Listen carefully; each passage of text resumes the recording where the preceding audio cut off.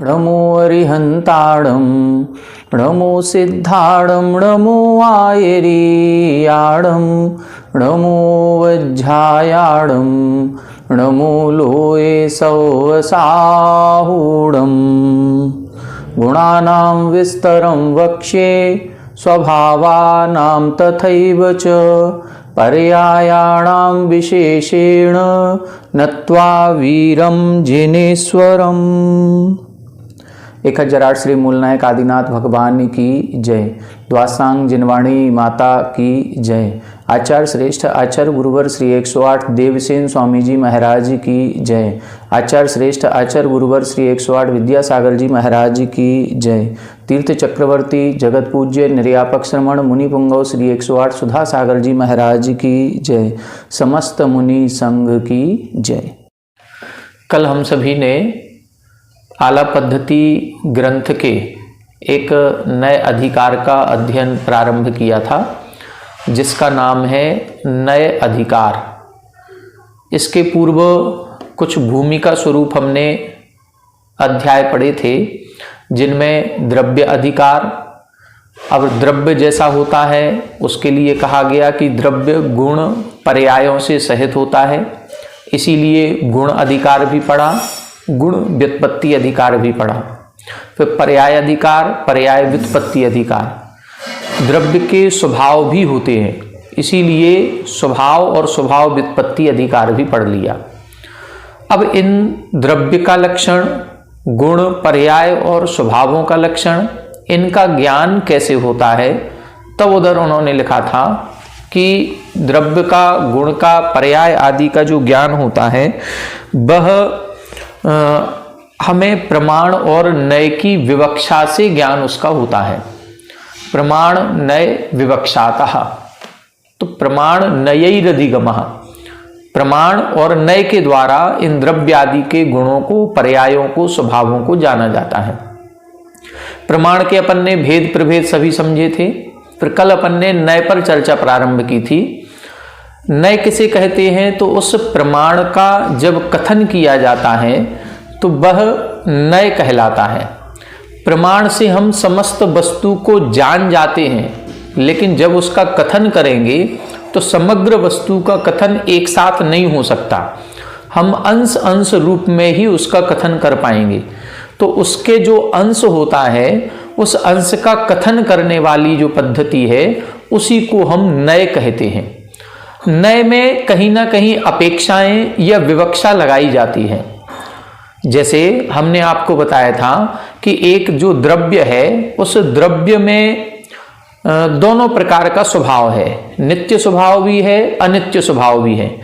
ये हमने प्रमाण से जान लिया कि ये नित्य भी है और अनित्य भी है। लेकिन जब हम इसका कथन करेंगे तो हमें कहीं ना कहीं दोनों स्वभावों का कथन एक साथ नहीं हो सकता, हमें एक एक करके ही करना पड़ेगा। जब हम नित्य का कथन करेंगे उस समय अनित्य गौण हो जाएगा, जिस समय अनित्य का कथन करेंगे उस समय नित्यत्वपना गौण हो जाएगा। और जब हम नित्य का कथन करेंगे तो हमें अपेक्षा कौन सी लगानी है, किस अपेक्षा से द्रव्य नित्य है और किस अपेक्षा से द्रव्य अनित्य है। बस नय में ये अपेक्षाएं ही मुख्य होती हैं। यदि हमने अपेक्षा सही लगाई है तो हमारा कथन बिल्कुल सही है, और यदि अपेक्षा गलत हो गई तो हमारा कथन गलत हो जाएगा। हम जो भी बातचीत करते हैं, जो भी वार्तालाप करते हैं, ये झूठा नहीं है, ये बिल्कुल सत्य है। मान लो अपन मुनिराज के पास जाएंगे तो वो मुनिराज ये कहेंगे ये शरीर भी मेरा नहीं है, और हम क्या कह रहे हैं, ये मकान मेरा है, ये पत्नी पुत्र मेरे हैं। तो कितना अंतर आ गया। मतलब एक मुनिराज हैं, वो कह रहे हैं ये शरीर भी मेरा नहीं है, और हम अन्य जितने पर पदार्थ हैं उनको भी अपना कह रहे हैं। तो वो सही बोल रहे हैं कि हम सही बोल रहे हैं? सत्य कौन बोल रहा है? क्या हम लोग झूठे हो गए? क्या हमारा ये घर नहीं है? क्या ये हमारी पत्नी पुत्र नहीं है? क्या ये हमारे माता पिता नहीं है? ये सब कुछ हमारा ही तो है। क्या ये शरीर मेरा नहीं है? यदि हम इस शरीर को अपना कह रहे हैं, पत्नी पुत्र को अपना कह रहे हैं, तो क्या ये गलत हो गया, झूठा है? यदि इसको हमने झूठा कह दिया तो सारा संसार ही झूठा हो जाएगा। अब यदि ये झूठा नहीं है तो क्या फिर मुनिराज झूठ बोल रहे हैं? हम मुनिराज को असत्यवादी कैसे कह दें? तो अब हमें वो अपेक्षा लगानी पड़ेगी। उन्होंने इस आत्मा के वास्तविक स्वरूप को जान लिया, उन्होंने इस संसार के वास्तविक स्वरूप को जान लिया है, उन्होंने इस संसार की अनित्यता को जान लिया है। इसीलिए वो ये कह रहे हैं कि आत्मा नित्य है, शरीर अनित्य है, शरीर नाश को प्राप्त होने वाला है, इसलिए ये शरीर मेरा नहीं है। ये सब कुछ कर्मों के कारण से मिला है। अब उन्होंने देखो इसकी वास्तविकता को पहचान लिया। जब हम किसी भी द्रव्य के, किसी भी संसार के, शरीर के, आत्मा के, किसी भी पदार्थ के वास्तविक स्वरूप को समझ जाते हैं, तो वास्तविक स्वरूप को समझने के बाद अब हम जब वास्तविक स्वरूप का कथन करेंगे तो वो निश्चय नहीं कहलाएगा, और हम जो व्यवहार की क्रियाएं करेंगे वो हमारा व्यवहार नहीं कहलाएगा। तो निश्चय नय और व्यवहार नय में यही अंतर आ जाता है। हम वास्तविकता में, जैसे मान लो हमने किसी व्यक्ति को 50 लाख रुपए उधार दिए, हमसे ले गया, अब वो 50 लाख रुपए उसके पास रखे हैं, लेकिन क्या वो उन पैसों को अपना मान करके उपभोग कर रहा है? नहीं कर रहा। उसके मन में हमेशा यही लगेगा हमें ये उनके देना है, हमें इसका ब्याज देना है, हमें ये उनके हैं, ये पैसे हमारे पास, हमारे स्वयं के नहीं हैं। उसके पास वो पैसा होते हुए भी वो उसका आनंद नहीं ले पा रहा है। क्यों नहीं ले पा रहा? क्योंकि ये हमारी अमानत है। वो वास्तविकता को जान रहा है। बस यही स्थिति हम लोगों के साथ होती है। हम लोग भी अब उस परिस्थिति को, स्थिति को कर्मों के कारण से जानने, जब हम ग्रंथों का स्वाध्याय करते हैं तो हमें अपनी आत्मा के वास्तविक स्वरूप का ज्ञान हो जाता है कि हमारी आत्मा का वास्तविक स्वरूप क्या है। जैसे एक बार उदाहरण दिया गया था, शायद बेनार्जी साहब ने दिया था, कि कई बार मूवी फिल्मों में भी देखा होगा कि कई बार ऐसा होता है कि कोई अमीर व्यक्ति का लड़का था और बचपन में खो गया। अब वो खो गया, ट्रेन में गुम गया, कहीं कुंभ के मेले में गुम गया, कहीं ऐसी खूब घटनाएं होती थी, और वो जाकर के किसी गरीब के यहाँ पहुंच गया। अब वो गरीब के यहाँ पल रहा है, लेकिन वो वास्तविकता में किसका बेटा है? वो किसी अमीर खानदान का, किसी राजा का बेटा है, किसी सेठ का बेटा है। अब 20 साल के बाद, जब 20 साल तक तो वो अपनी गरीबी में पलता पड़ता रहा, 20 साल के बाद उसको ये जानकारी मिल जाए कि तुम इसके नहीं, तुम उसके बेटे हो, तुम राजा के बेटे हो, तुम सेठ के बेटे हो। अब उसके मन में क्या फीलिंग आएगी? उसको वास्तविकता का अनुभव हो गया। अब वो वास्तविकता का अनुभव होने के बाद भी यदि अपने आप को गरीब मानता है, अपने आप को उसी गरीब कुल का मानता है, तो ये उसकी अब मूर्खता कहलाएगी, ये उसकी अब बेवकूफी कहलाएगी, ये उसकी अज्ञानता है। उसको वास्तविक स्वरूप का ज्ञान हो गया, फिर भी वो यहीं बना हुआ है। उसको विरासत में मिलने वाली है, सारी करोड़ों की संपत्ति मिलने वाली है, बड़ा बंगला मिलने वाला है, उसकी विरासत, उसका खून, उसका डीएनए, हर कुछ यही कह रहा है कि तुम इसके नहीं, तुम उसके बेटे हो। बस यही स्थिति हम लोगों के साथ है। हम लोगों को भी, हम भले संसार में हैं, कर्मों से सहित हैं, लेकिन हमारे शास्त्रों ने ये बता दिया कि तुम जिसको अपना मान रहे हो ये तुम्हारे नहीं है। ये जो तुम अभी कर्मों के उदय से मिलने वाले भौतिक सुख को अपना सुख मान रहे हो, ये हमारा नहीं है। हमारी आत्मा तो अनंत सुख वाली है, हम तो वो राजा के बेटे हैं। तो अब अपनी आत्मा को अनंत सुख वाली जानने के बाद भी यदि हम इस कर्मों के द्वारा उत्पन्न होने वाले सुख को ही अपना सुख मानेंगे, तो हम भी उसी की तरह अज्ञानी हो गए। अब हमें इस निश्चय नय को दृष्टि में रखना है, और निश्चय नय को दृष्टि में रख करके अब उस शुद्ध स्वरूप की प्राप्ति कैसे हो। यदि उस व्यक्ति को पता चल जाए कि तुम उस सेठ जी के लड़के हो, तो अब उसको प्रयास करना पड़ेगा कि यदि हम उनके बेटे हैं तो अब हम कैसे सिद्ध करें कि हम उनके बेटे हैं और वो संपत्ति हमें कैसे मिले। ये प्रयास करना पड़ेगा। ये प्रयास यदि हम कर रहे हैं तो हम सही मार्ग पर चल रहे हैं, और यदि ये प्रयास नहीं हो रहा है तो कहीं ना कहीं हम अभी भी भटके हुए हैं।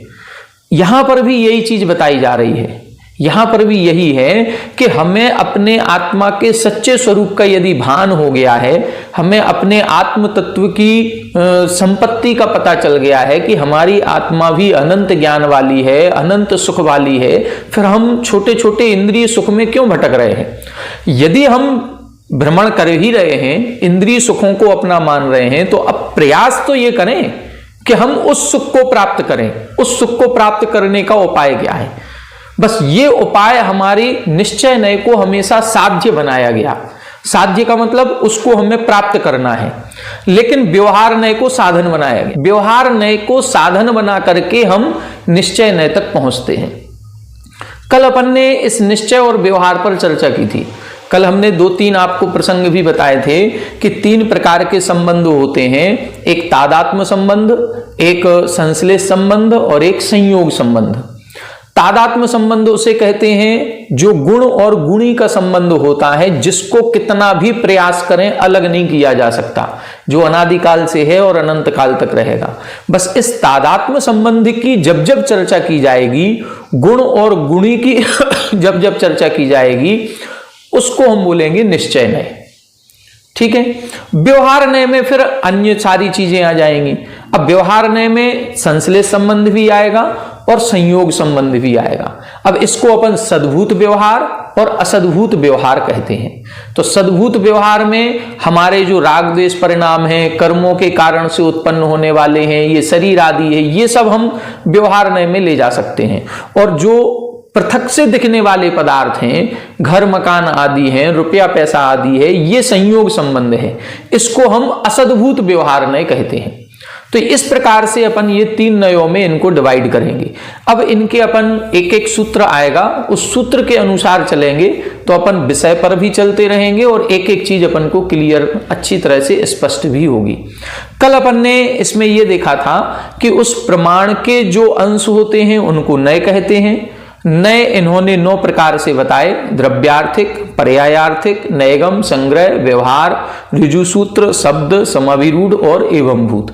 इनमें से जो द्रव्यार्थिक नय है वो द्रव्य अर्थ द्रव्य ही जिसका प्रयोजन है, वो द्रव्य की मुख्यता को लेकर के कथन करता है, इसीलिए उसको द्रव्यार्थिक नय कहते हैं। ये निश्चय नय भी कहलाता है। और पर्यायार्थिक नय पर्याय की मुख्यता को लेकर के कथन करता है, इसीलिए उसको हम व्यवहार नय भी कहते हैं। बाकी अन्य जो नयगम, संग्रह, व्यवहार आदि ये नय हैं, इनमें से कुछ नय द्रव्यार्थिक नय के विषय हैं, अर्थात द्रव्य को लक्ष्य करके कथन किया जाता है, और कुछ नय पर्यायार्थिक नय कहलाते हैं, जिनमें पर्याय को मुख्यता लेकर के कथन किया जाता है। इन नयों के साथ साथ कुछ उपनय भी होते हैं। जैसे हमने बताया था, एक महानदी होती है, महानदी से नहरें आदि निकलती हैं, वो उसी की सहयोगी हैं। इसी प्रकार से उपनय भी होते हैं जो नय के समीप होते हैं और नय का सूक्ष्मता से और विस्तार से कथन करते हैं। ऐसे जो उपनय हैं, उन्हीं उपनयों को जो हमने व्यवहार नय बताया, निश्चय नय बताया, उस व्यवहार नय के ही भेद कर दिए। सद्भूत व्यवहार, असद्भूत व्यवहार, सद्भूत के भी अनुपचरित सद्भूत, उपचरित सद्भूत, असद्भूत के भी अनुपचरित असद्भूत, उपचरित असद्भूत, ये उपनय कहलाते हैं। यह सद्भूत व्यवहार नय है, उसमें भी अपन 2 भेद कर देते हैं, शुद्ध सद्भूत, अशुद्ध सद्भूत। इस प्रकार से ये भेद प्रभेद होते हैं, ये उपनय कहलाते हैं। अब यहां से अपन ने एक कल सूत्र छोड़ा था, सूत्र नंबर 46। यहां से अपन को प्रारंभ करना है। द्रव्यार्थिकस्य 10 भेदा। जो द्रव्यार्थिक नय है, इसके 10 भेद होते हैं। 10 भेद होते हैं या 10 प्रकार से द्रव्यार्थिक नय का विवेचन किया जाता है। जैसे हमने कहा ना कि हमारी आत्मा सिद्धों के समान शुद्ध है, यह भी द्रव्यार्थिक नय है, निश्चय नय है। मैं केवल ज्ञान स्वरूपी हूं, यह भी द्रव्यार्थिक नय है, निश्चय नय है। मेरी आत्मा का कभी मरण नहीं होता, आत्मा अजर अमर अविनाशी है, यह भी द्रव्यार्थिक नय है। तो ये दृष्टियां हैं, अलग अलग दृष्टि से जब कथन किया जाता है तो ये दृष्टियां 10 प्रकार की यहां पर बताई गई हैं। उन 10 प्रकार की दृष्टि या अपेक्षाओं के कारण से द्रव्यार्थिक नय को 10 प्रकार से विभाजित किया गया है। अब अपन एक एक दृष्टि को देखेंगे। मुख्यतः हमने 3 प्रकार की दृष्टि आपको बताई थी। सबसे पहली दृष्टि क्या है हमने आपको बताया था कि हमारी जो आत्मा या जीव द्रव्य है तथा जो पुद्गल द्रव्य है, ये दोनों द्रव्य एक दूसरे से संबंध बनाते हैं, इसलिए ये दोनों अशुद्ध हो जाते हैं। तो अब इन दोनों की दो अवस्थाएं होती हैं, एक शुद्ध अवस्था और एक अशुद्ध अवस्था।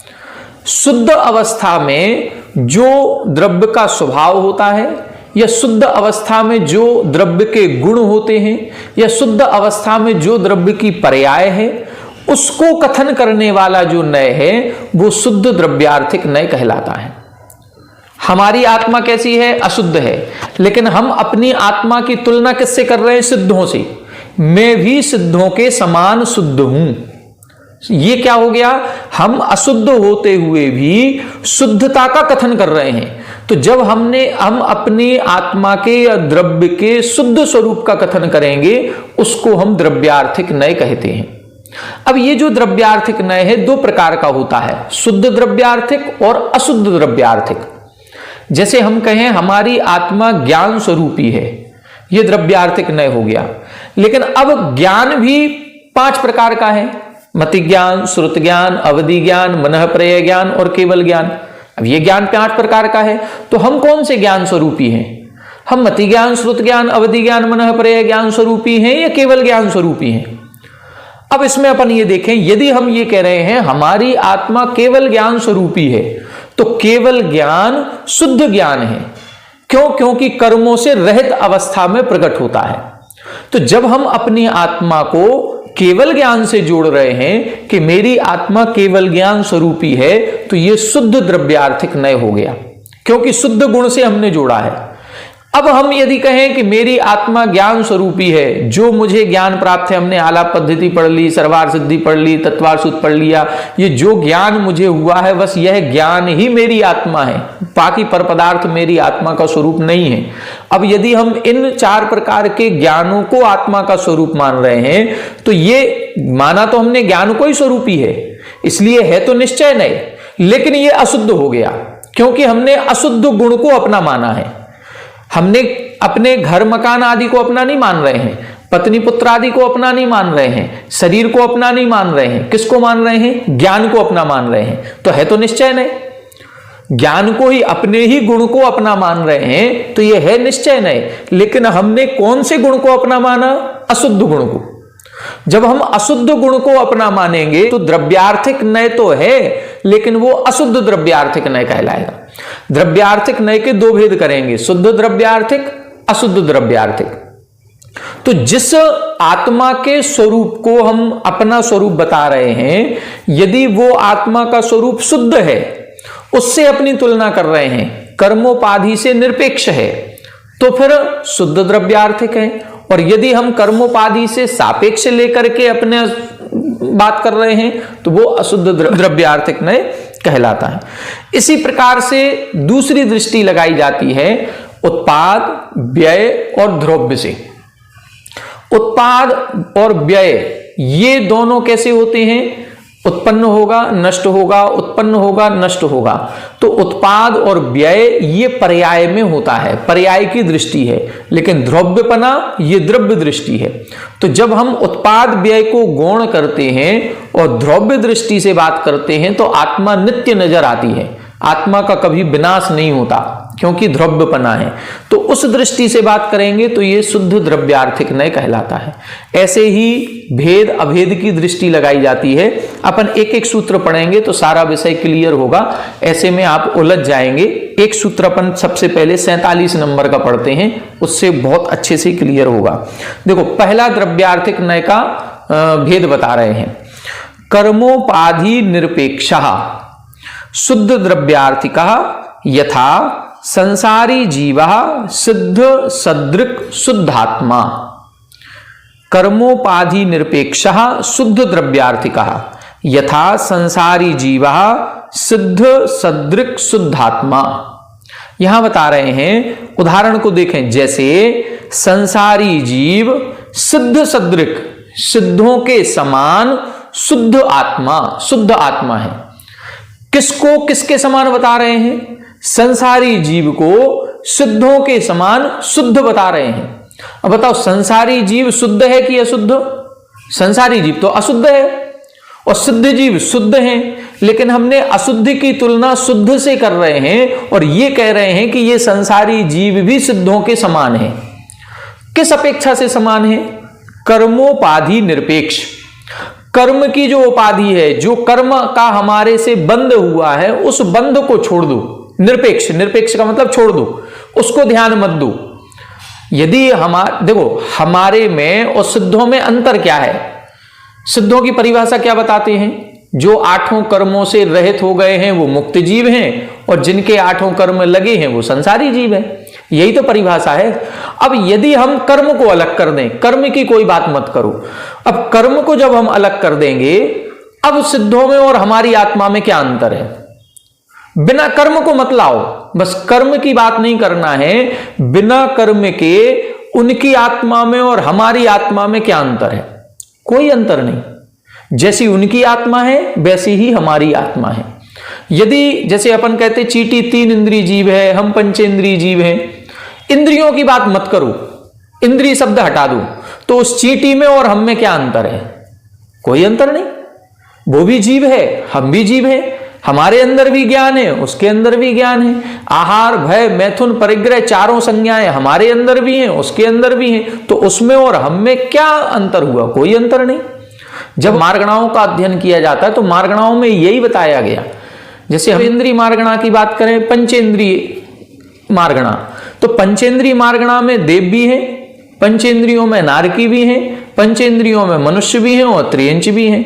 तो हम भी पंचेंद्रिय, एक त्रियंची भी पंचेंद्रिय, तो हम में और उस गाय में क्या अंतर हुआ? कोई अंतर नहीं। तो बस ये इधर देखा जाता है। कर्म को हटा दो, कर्म को हटाने के बाद क्या हमारे में और सिद्धों में कोई अंतर है? कोई अंतर नहीं। जैसे मान लो अपने पड़ोस में, मान लो कि कोई अंबानी है, मुकेश अंबानी, अपन कहते हो अरे वो कहां और हम कहां। अब ठीक है, उनके पास पैसा बहुत है, हमारे पास पैसा नहीं है, बस यही अंतर है ना। पैसे को छोड़ दो, पैसे की बात मत करो, फिर बताओ कि हम में और उनमें क्या अंतर है? कोई अंतर नहीं। जैसे वो है वैसे ही हम हैं। उनके पास घर है तो हमारे पास भी घर है। अब ये बात अलग है कि वो 10 मंजिल के मकान में रह रहे हैं, हम 1 मंजिल के में रहे तो उतने में ही रहे हैं। जैसे अपन कहते ना कि मरने के बाद सबको वही शमशान नसीब होना है। मरने के बाद वो एक दोहा बोलते हैं, कितने मुफलिस हो गए, कितने तबंगर हो गए, खाक में जब मिल गए सब बराबर हो गए। अब चाहे अमीर हो चाहे गरीब हो, वो दोनों को जलाया तो एक ही शमशान में जाएगा ना। मरने के बाद किसके कौन सी असमानता है? कुछ नहीं, सब समान है। बस ये इधर बता रहे हैं। कर्मोपाधि निरपेक्ष, कर्म क्या निरपेक्ष कर दें, कर्म की बात नहीं करें, तो सिद्धों में और हमारे अंदर में या किसी भी संसारी प्राणी में कोई अंतर नहीं है। इसीलिए द्रव्य संग्रह में आपने एक गाथा पढ़ी होगी, उसमें जहां 14 मार्गणाओं का और गुण स्थानों का वर्णन दिया, वहां क्या लिखा? सब्बे शुद्धाहु शुद्धड़या, सब्बे शुद्धाहु शुद्धड़या, शुद्ध निश्चय नय से सभी जीव शुद्ध है। ना निगोदिया में, ना सिद्धों में, ना नारकी में, ना देव में, ना मनुष्य में, ना त्रियंच में, कोई अंतर नहीं। निगोदिया में भी वही आत्मा है, हमारे में भी वही आत्मा है, सिद्धों में भी वही आत्मा है। कई बार जो कांजी पंथ वाले लोग हैं, कई बार ऐसी चर्चा करते हैं, वो हमेशा अपनी तुलना किससे करते हैं? मैं भी सिद्धों के समान हूं, मेरी, यही कह रहा है ये नए शुद्ध द्रव्यार्थिक ने क्या कह रहा है? संसारी जीवा सिद्ध सदृक शुद्धात्मा, सिद्धों के समान शुद्ध हैं। यदि सिद्धों में और हम में कोई अंतर नहीं है, तो सिद्धों में और चींटी में भी कोई अंतर नहीं होगा। जब सिद्ध में और हमारे में कोई अंतर नहीं, तो सिद्ध में और चींटी में भी अंतर नहीं, सिद्ध में और निगोदिया में भी कोई अंतर नहीं, सिद्ध में और सूकर में भी कोई अंतर नहीं। जब सिद्ध में और सूकर में अंतर नहीं, सिद्ध में और हम में अंतर नहीं, तो हम में और सूकर में भी कोई अंतर नहीं होना चाहिए। फिर हम सूकर को इतना निकृष्ट क्यों कह रहे हैं? फिर हम चींटी को सूक्ष्म जीव, छोटा जीव क्यों मान रहे हैं? फिर हम उसका घात क्यों कर देते हैं? यदि हमारी आत्मा सिद्धों के समान है, तो हमारी आत्मा फिर उन अन्य त्रियंचों के भी तो समान हो गई। सब्बे शुद्धाहु शुद्धड़या, सभी जीव शुद्ध निश्चय नय से सब समान हैं, किसी में कोई अंतर नहीं। तो फिर अपनी तुलना केवल सिद्धों से ही क्यों कर रहे हैं? अन्य जीवों से भी तो करें, लेकिन अन्य जीवों से नहीं करते, केवल सिद्धों के समान।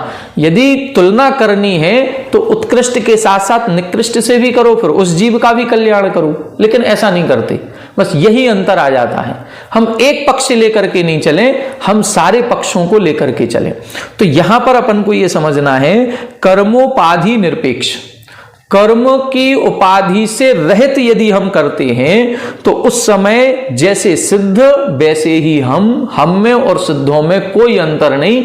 ये शुद्ध निश्चय नय का विषय हो गया। यदि कोई हम आत्म ध्यान लगाएं या कोई मुनिराजों के पास जाएं और यदि इस प्रकार की बातें हो रही हैं कि जो सिद्धों का स्वरूप है वह मेरा स्वरूप है, जो महावीर भगवान, आदिनाथ भगवान आदि तीर्थंकरों ने जिस शुद्ध स्वरूप को प्राप्त किया वही स्वरूप मेरा है। कई बार मंत्रों की जाप की जाती है, सिद्धोहम, बुद्धोहम, शुद्धोहम, मैं भी सिद्ध हूं, मैं भी बुद्ध हूं। तो ये जो जाप की जा रही है ये शुद्ध द्रव्यार्थिक नय की दृष्टि से की जा रही है। बस ये अपन को समझना है। अब दूसरी दृष्टि देखें, उत्पाद व्यय गौणत्वेन सत्ताग्राहकः शुद्ध द्रव्यार्थिको यथा द्रव्यम नित्यम। अब दूसरी दृष्टि से द्रव्यार्थिक नय की बात कर रहे हैं, उसी शुद्ध द्रव्यार्थिक नय की। द्रव्यम नित्यम, द्रव्य कभी नष्ट नहीं होता, द्रव्य हमेशा से है, हमेशा ही रहेगा, अनादिकाल से है, अनंत काल तक रहेगा। द्रव्य का नाश नहीं होता, पर्याय उत्पन्न होती है और पर्याय विनष्टि है। तो जब हम द्रव्य को बात करेंगे तो द्रव्य की अपेक्षा से यहां पर कथन कर रहे हैं उत्पाद व्यय गौणत्वेन। उत्पाद व्यय को गौण करना है, उत्पाद व्यय को क्या करना है, गौण करना है। और सत्ताग्राह कहा, सत्ता का मतलब द्रव्य, उस द्रव्यपने को ग्रहण करना है। द्रव्यार्थिक नय जो होगा वो द्रव्य को अपना विषय बनाएगा, द्रव्य दृष्टि को अपने उद्देश्य में रखेगा। जब द्रव्य दृष्टि की अपेक्षा बात की जाएगी तो जो हमने कहा था ना, उत्पाद व्यय द्रव्य युक्तम सत, सद्द्रव्य लक्षणम, तो यहां पर द्रव्यपने को ग्रहण करना है, उत्पाद व्यय को गौण करना है। उत्पाद व्यय को गौण करेंगे, द्रव्यपने को हम ग्रहण करेंगे, तो फिर द्रव्य का कभी विनाश नहीं होता, द्रव्य हमेशा से था, हमेशा से है और हमेशा ही रहेगा। ये जो दृष्टि है इसको बोलते शुद्ध द्रव्यार्थिक नय। अपन भले आज शोक में है कि हमारे पूज्य आचार्य गुरुवर की समाधि हो गई, लेकिन जो द्रव्यार्थिक नय का आलंबन लेंगे वो कहेंगे कोई दुख की बात नहीं है, वो आज हमारे बीच में थे, अब यहां से देवगति में पहुंच गए। वो जीव का विनाश नहीं हुआ, उस जीव का ना तो विनाश होना है और ना कभी होगा। वो तो जीव आज हमारे बीच में था, हमारे बीच में ना होकर के वहां पहुंच गया। तो कहीं ना कहीं अंतर बस केवल इतना ही है, वो पर्याय नष्ट हुई है, द्रव्य नष्ट नहीं हुआ।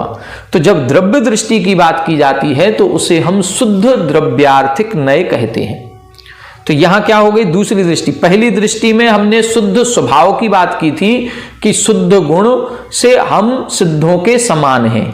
वहां पर हमने कर्मोपाधि को एक तरफ रख दिया था, उसको निरपेक्ष करके कथन किया था। दूसरी दृष्टि में उत्पाद व्यय द्रव्य की दृष्टि लगाएंगे तो चूंकि द्रव्यार्थिक नय है इसलिए उत्पाद व्यय को गौण करेंगे और द्रव्य को मुख्य करेंगे, इसीलिए लिख दिया उत्पाद व्यय गौणत्वेन सत्ताग्राहकः। सत्ताग्राहका का मतलब हमें सत्ता को ग्रहण करना है, जो सत्स्वरूप है। सत्स्वरूप क्या है, द्रव्य।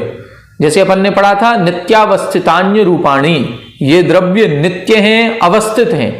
तो नित्य और अवस्थित का मतलब इनका कभी उत्पत्ति नहीं होती, इनका कभी विनाश नहीं होता, ये संख्या में जितने हैं उतने ही रहेंगे, ये नष्ट और उत्पन्न नहीं होते। उत्पन्न और नष्ट क्या होता है, पर्याय उत्पन्न और नष्ट होती है। आज मनुष्य पर्याय का विनाश हुआ, देव पर्याय की उत्पत्ति हुई।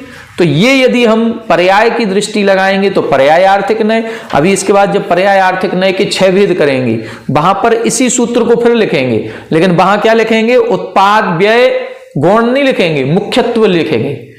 पर्याय आर्थिक दृष्टि में उत्पाद व्यय को मुख्य करना है, सत्ता को गौण करना है, लेकिन द्रव्यार्थिक दृष्टि में हम उत्पाद व्यय को गौण करेंगे, द्रव्य को मुख्य करेंगे।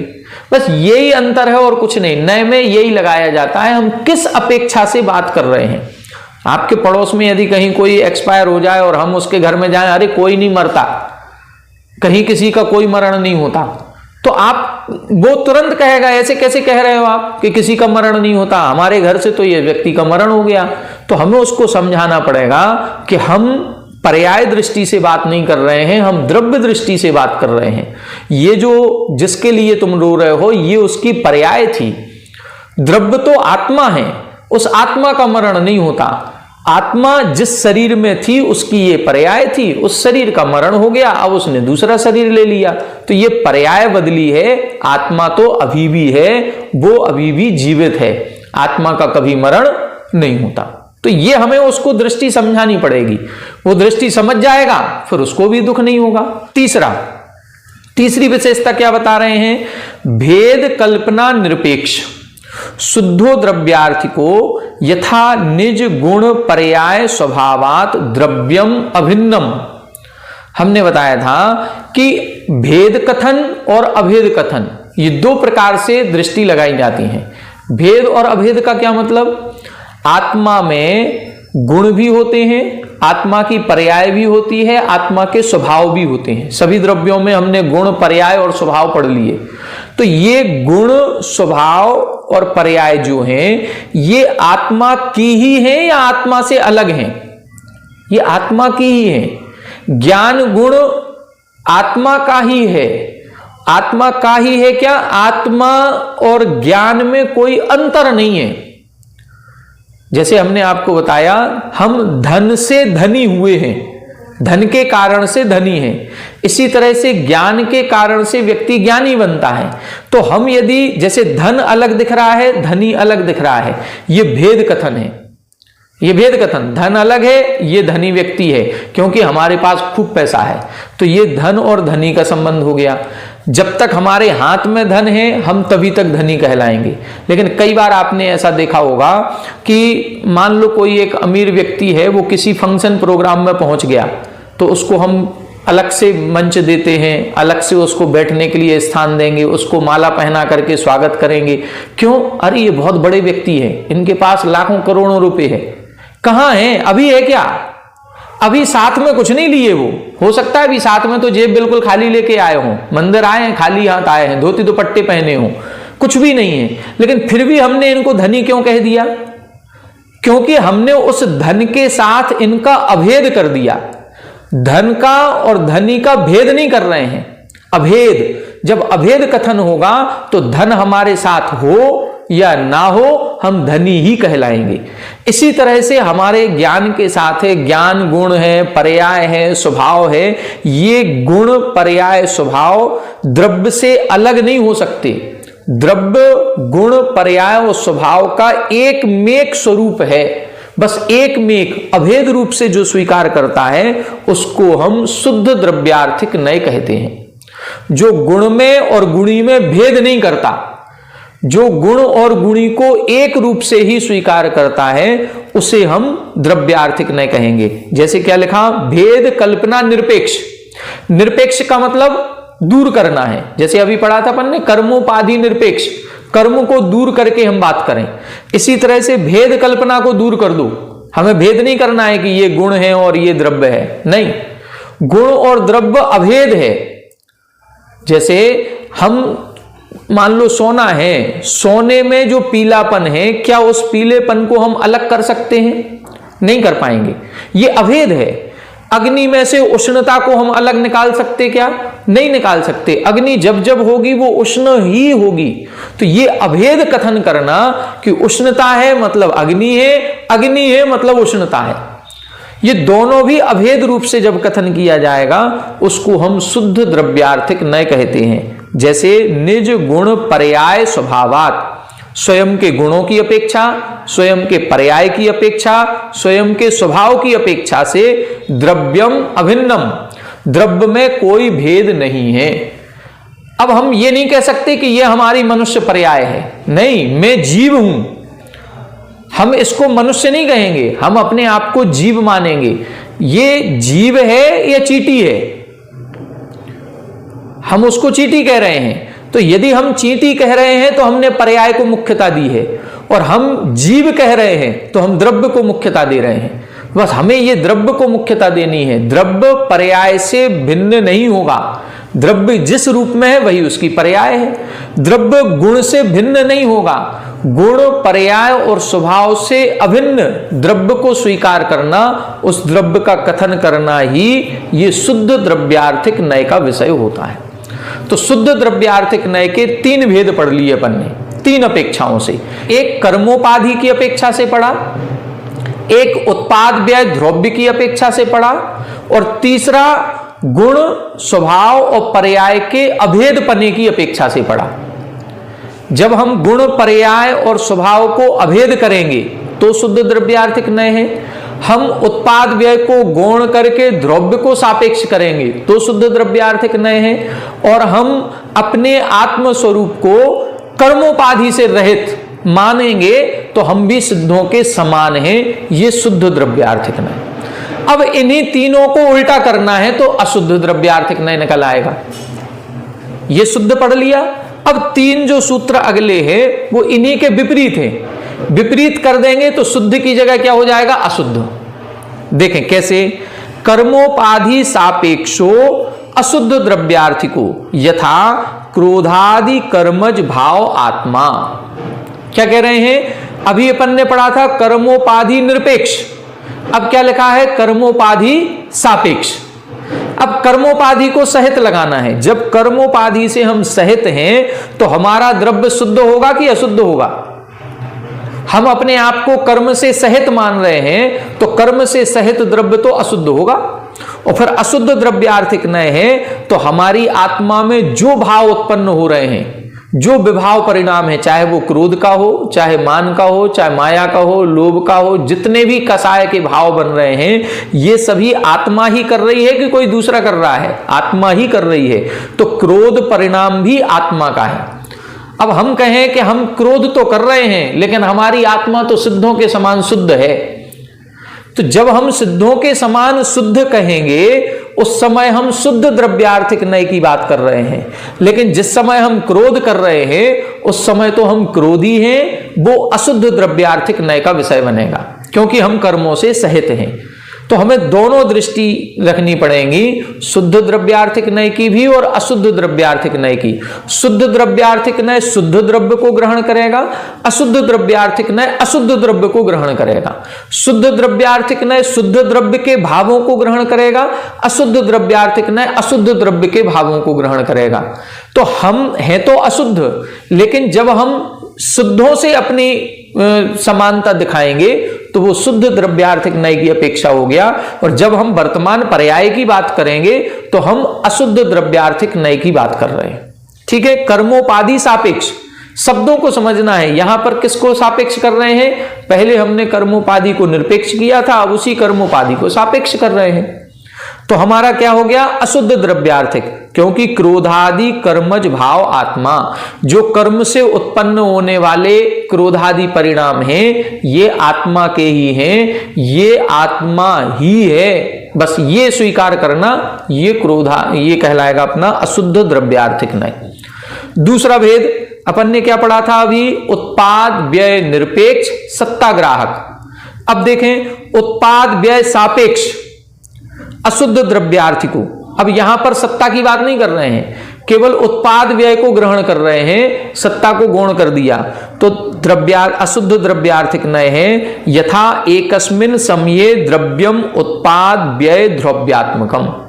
एक ही समय में द्रव्य में उत्पाद भी हो रहा है, द्रव्य में व्यय भी हो रहा है और द्रव्य में द्रव्य भी है। एक ही समय में तीनों स्थितियां हैं और उसमें हम किसको सापेक्ष कर रहे हैं? उत्पाद व्यय को सापेक्ष करेंगे तो ये अशुद्ध द्रव्यार्थिक नय का विषय बनेगा। द्रव्य में जो प्रति समय परिवर्तन हो रहा है, तो परिवर्तन प्रति समय हो रहा कि नहीं हो रहा? हो रहा है। बस उस उत्पाद व्यय को हम सापेक्ष करके कथन करेंगे तो ये अशुद्ध द्रव्यार्थिक नय है। उत्पाद व्यय को निरपेक्ष करके कथन करेंगे तो शुद्ध द्रव्यार्थिक नय है। भेद कल्पना को निरपेक्ष कथन किया था तो शुद्ध द्रव्यार्थिक नय है, और भेद कल्पना को सापेक्ष करके कथन करेंगे तो अशुद्ध द्रव्यार्थिक नय है। अगला सूत्र है भेद कल्पना सापेक्षो। भेद कल्पना सापेक्ष करना है, ऊपर वाले 49 नंबर में भेद कल्पना निरपेक्ष लिखा था, यहां भेद कल्पना सापेक्ष हो गया। सापेक्ष हो जाएगा तो अशुद्ध हो गया। यथात्मनो दर्शन ज्ञान आदियो गुणा, आत्मा के दर्शन ज्ञान आदि गुण होते हैं।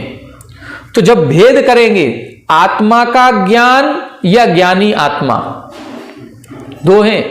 आत्मा का ज्ञान तो आत्मा अलग हो गई, ज्ञान अलग हो गया, दो अलग अलग चीजें हो गई, तो ये भेद हो गया। और हम कहें ज्ञानी आत्मा तो आत्मा ज्ञान का संबंध दिख रहा है।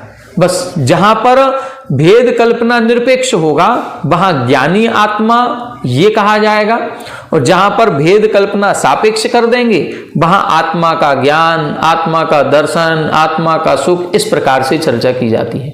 तो ये अपन ने आज 6 भेद द्रव्यार्थिक नय के पढ़े। 3 शुद्ध द्रव्यार्थिक नय है, 3 अशुद्ध द्रव्यार्थिक नय है। बस ये अपन ने आज विशेषता देखी। आगे के विषय को अपन आगे की कक्षा में देखेंगे। आज अपना समय हो गया, इतना ही रखते हैं।